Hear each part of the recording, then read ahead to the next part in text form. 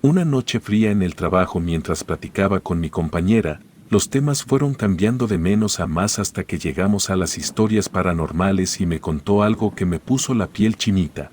Por eso siento la necesidad de contarla, claro, con su permiso. Mi compañera se llamaba Vivi y me contó que todo sucedió una noche oscura en la que estaba lloviendo muy fuerte. Vivi estaba en su antiguo Ford Fiesta verde, conduciendo por un estrecho camino rural en dirección a su casa, situada a las afueras de la ciudad. A medida que avanzaba por el camino, se dio cuenta de que debía haberse equivocado de desvío. No obstante, decidió seguir hasta encontrar alguna zona más ancha donde dar la vuelta. La lluvia comenzaba a caer con más fuerza y una tormenta que a momentos iluminaba todo el cielo se aproximaba cada vez más a ella.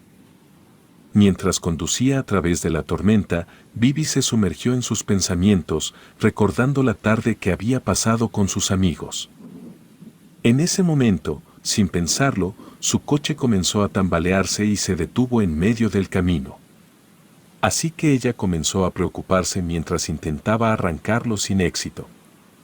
Vivi comenzó a buscar frenéticamente en su bolsa y en los bolsillos de la chaqueta su celular para llamar al seguro. Sin embargo, su corazón se paralizó cuando descubrió con desesperación que lo había dejado olvidado en casa de sus amigos. Recordó haberlo dejado ahí cargando, aprovechando que había un cargador conectado junto a la mesa del rincón. Dio un suspiro lleno de frustración, se dio cuenta de que estaba completamente aislada en mitad de un camino y en medio de la tormenta, se quedó en el coche bloqueada, al menos durante 10 minutos. Estuvo sin saber qué hacer hasta que decidió salir del coche dispuesta a empaparse y a buscar ayuda. Tan solo había dado unos cuantos pasos cuando vio una luz a lo lejos. Era una casa antigua situada a mitad del campo, en la mitad de la nada. Tenía una fachada de piedra gris con ventanas estrechas y alargadas que parecían mirar con ojos vacíos hacia el exterior. Los cristales estaban rotos y las persianas medio descolgadas y viejas. La puerta principal era de madera oscura y pesada. El jardín que rodeaba la casa estaba abandonado y lleno de hierbas altas y maleza, dando la impresión de que nadie había cuidado de él en años. Una gran chimenea apagada se alzaba en el tejado, añadiendo a la casa una mayor sensación de abandono y desolación. No obstante, se acercó, ya que aquella luz le sugería que habría alguien a quien pedir ayuda. A medida que se aproximaba, comenzó a sentir una sensación de inquietud. La casa no desprendía calma alguna. Aún así, Vivi no se detuvo. No podía dejar que la sugestión de encontrarse sola en mitad de la nada la invadiera. Cuando llegó a la casa, llamó a la puerta, pero nadie respondió. Sin embargo, la puerta estaba entreabierta. Así que, con cierto temor, decidió asomarse al interior. La casa estaba llena de polvo y telarañas, adornada con muebles antiguos y desgastados por el tiempo. Había una sensación de frío y humedad en el aire. En general, la casa tenía una atmósfera tenebrosa y siniestra, como si guardara algún oscuro secreto. Preguntó si había alguien ahí, pero nadie contestó, así que apenada y sin alguna otra solución decidió entrar a la casa. Vivi comenzó a sentir una sensación extraña y se arrepintió como si algo malo rodeara aquel lugar, algo que le hizo tomar la decisión de salir de la casa y volver a su coche. Pero cuando se giró, dispuesta a salir, descubrió que la puerta estaba cerrada con llave. Comenzó a sentir un miedo cada vez mayor. De repente, escuchó ruidos extraños en toda la casa, como si alguien estuviera caminando por las habitaciones vacías. Decidió subir al primer piso, moviéndose con precaución y temor. Al llegar a la planta superior, se fijó en que todas las puertas estaban cerradas, todas excepto una que se encontraba entreabierta. Se acercó a ella y con miedo en el cuerpo, la abrió lentamente.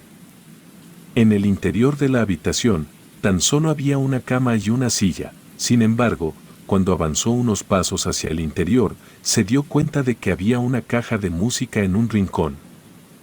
Vivi se acercó para observarla mejor, pero antes de que diera 3 pasos en su dirección, la caja comenzó a sonar, y justo en ese momento, como de la nada, apareció una figura oscura en la habitación.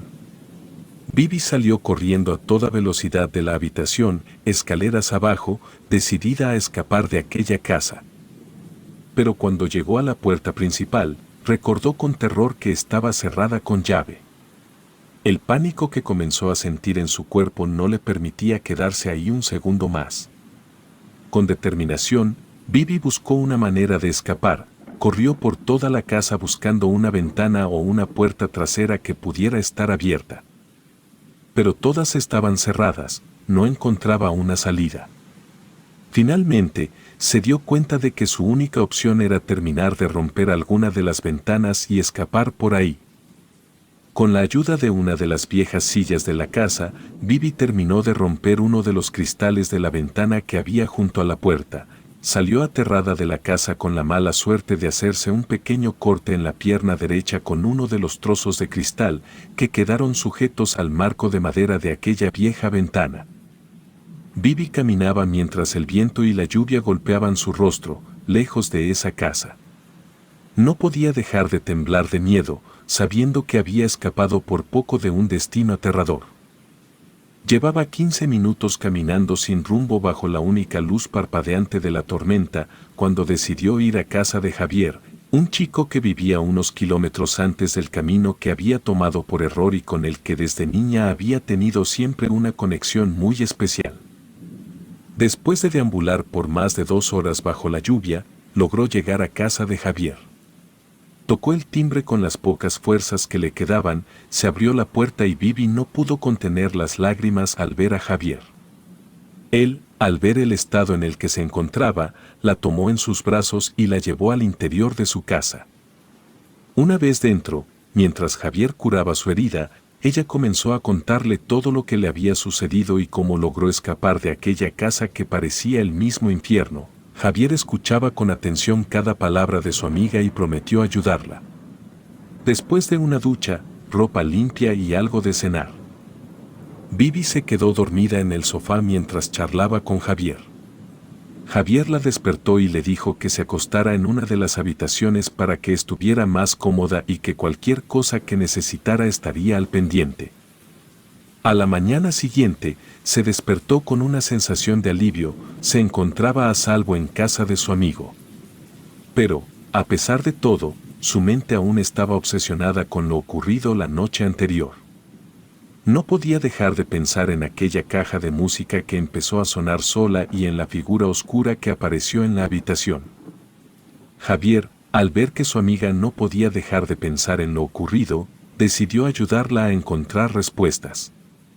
Juntos decidieron investigar más sobre la casa y su historia.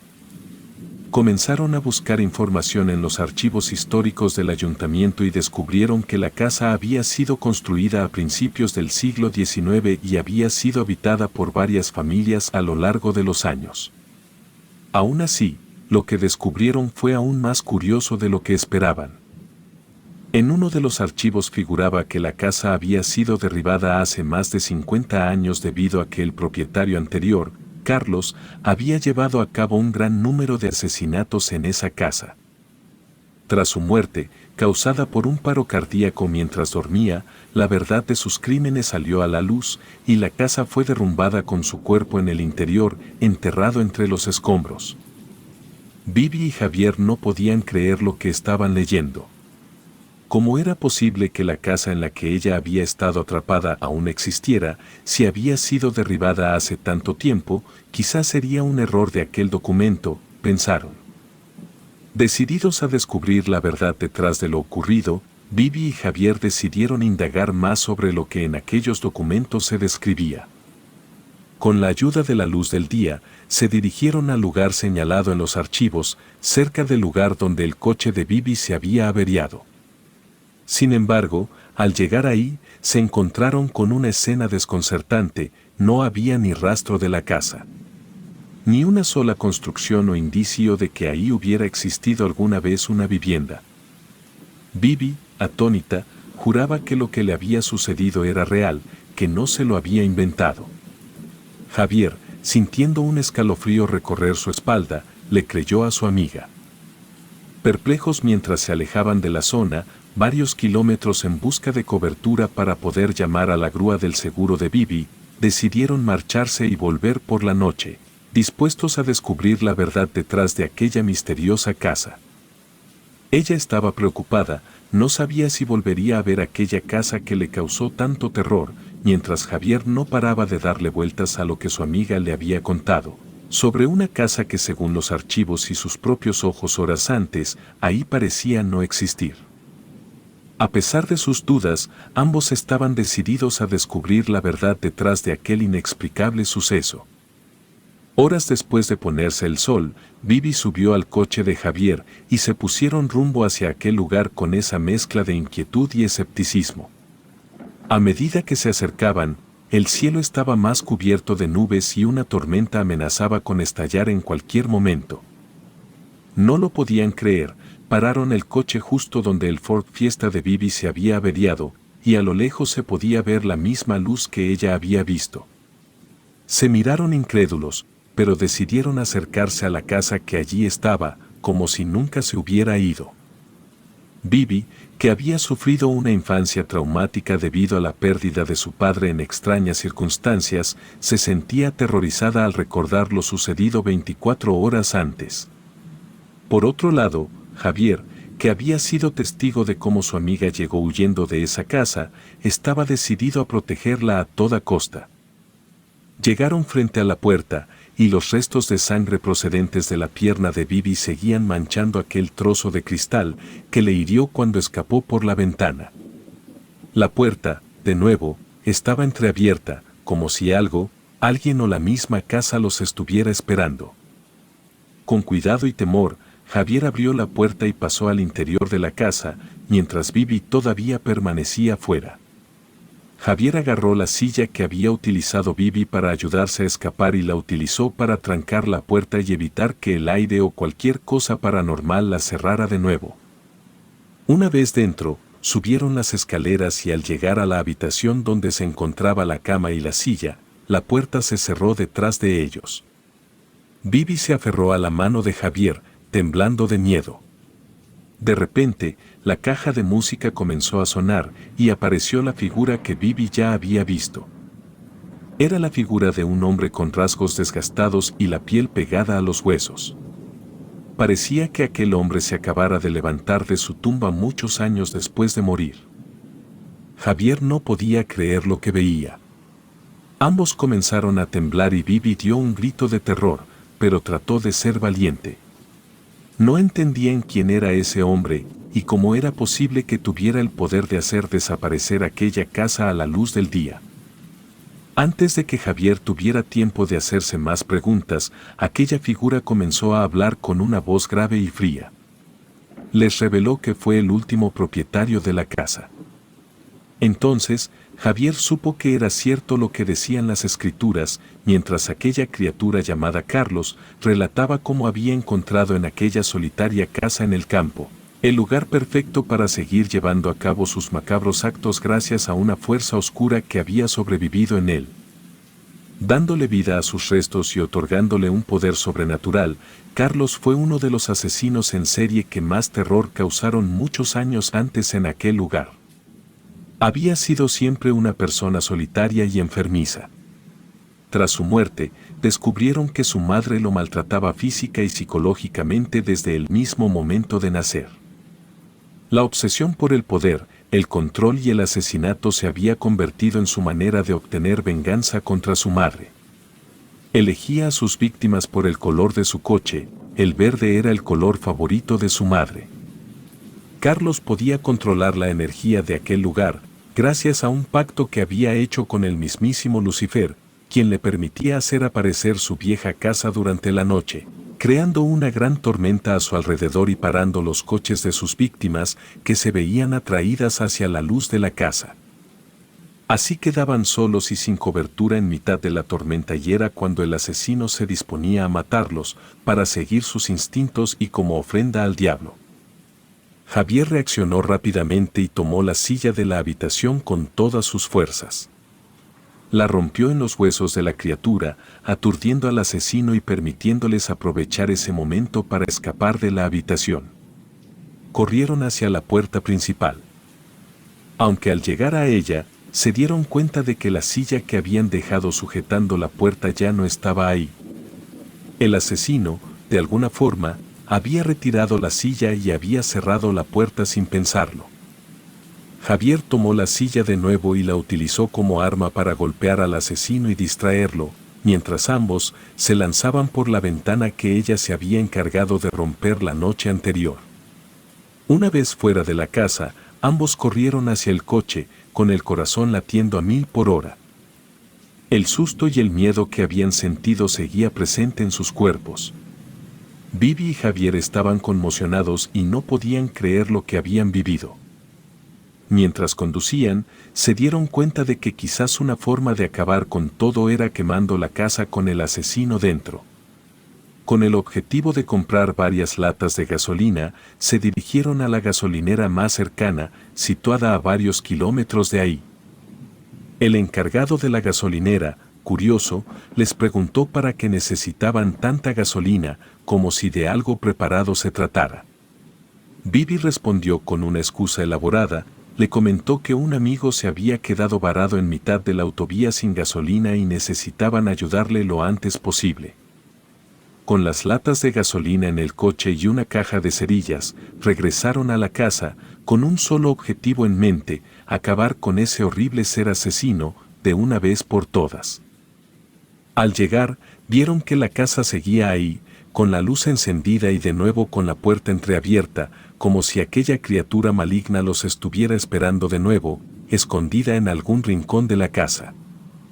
Sin perder tiempo pero con precaución, comenzaron a rodear la casa, derramando el contenido de las latas por las paredes de aquella vieja casa de madera.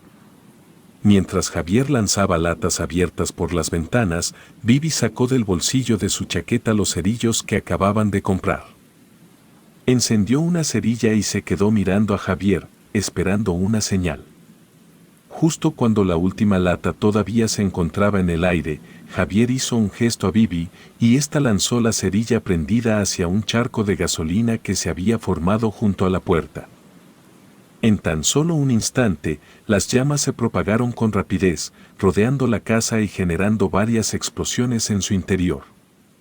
Los gritos de la criatura maligna se podían escuchar mientras la casa era consumida por el fuego.